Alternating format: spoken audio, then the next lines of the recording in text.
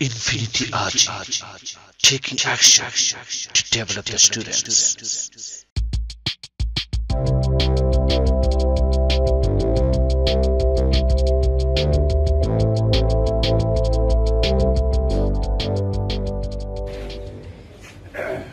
Nice to meet you all. Assalamu alaikum. This occasion is very pleasant and very happy. I am very happy to attend this program. Our little girls and boys are trying their level best to learn English. You have described the importance of English very well. I don't like to say more about the importance of English. So it is a very essential. It is essential to learn English to lead a very nice and beautiful life in the future.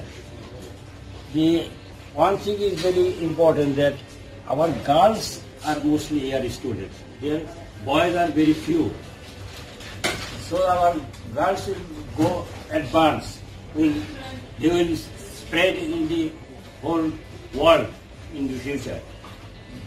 I thank Mr. Duku sir, who has endeavored for teaching English for our young girls and boys.